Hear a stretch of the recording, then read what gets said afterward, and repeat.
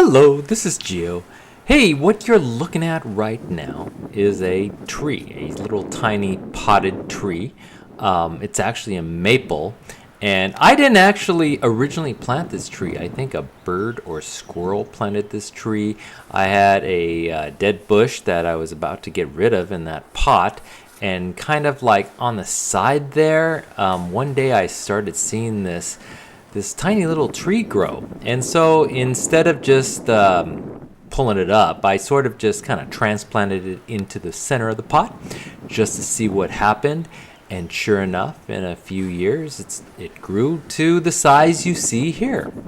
So I've come to be fond of this little tree, and so after a couple of years, 2 or 3 years, I think it's time to repot it.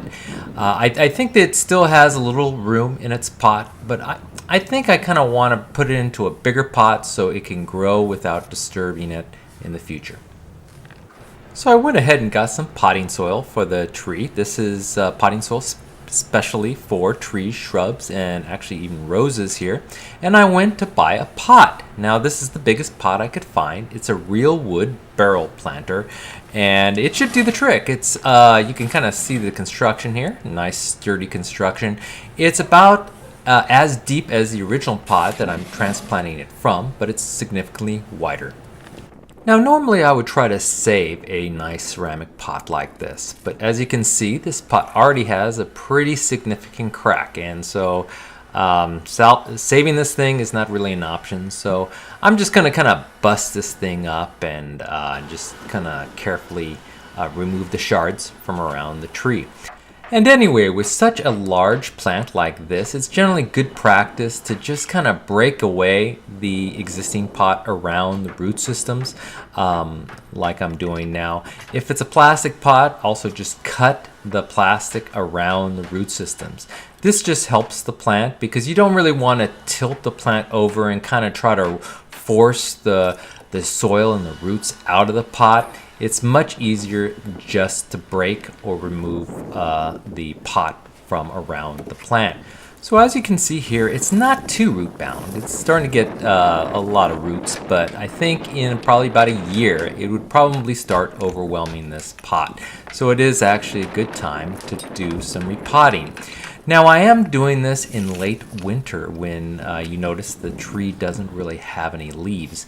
The tree is in dormancy, and it's really a good time to do that when the tree is not actively growing. It helps prevent shock.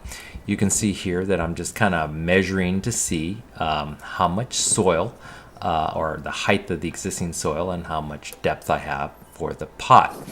Now I am going to be adding some soil to the bottom of the pot before I actually lift the existing plant into the pot. Probably based on the height, I'm only going to be adding an inch or two. But you do want the soil to be smooth. You don't want any indentations that will create air pockets when you place the pot on the new soil. So here I'm lifting the plant by myself. Now it's fairly root bound, so it's kind of holding together, but if it doesn't, you may need to come up with a way to kind of hold the soil together as you lift. You may also need some help. You can also use, let's say, some ropes or straps underneath the plant. You can kind of shimmy the plant to the side on top of these straps, and two people can lift at the same time. So it depends on your circumstance and the size of the plant. Now the next thing I'm going to do here is just kind of loosen up the roots on the side with a little spade here, or a fork spade, and this just kind of loosens those roots so they will kind of like help start growing into the new soil. And so I'm going to do this all around the exposed sides of the pot. Not too much, just enough to kind of loosen up those roots and kind of so you can get that plant started properly. And then next comes the soil. Now you just don't want to place all the soil at once. You want to put a little bit all around the pot, and then just kind of help tamp it down with your hand. Make sure that there's no air pockets that remain that could create root rot. And so just kind of pat it down, not too tight, but a little with a little bit of pressure, just kind of moving around your hand as you go. And then when the pot is full, you just want to make sure that you kind of even out the soil and kind of just pat it down a little bit, just so everything is nice and neat. And lastly, you want to just give it some water. Even if the original pot was a little moist, you do want to moisturize the new soil that you put in. And there you have it.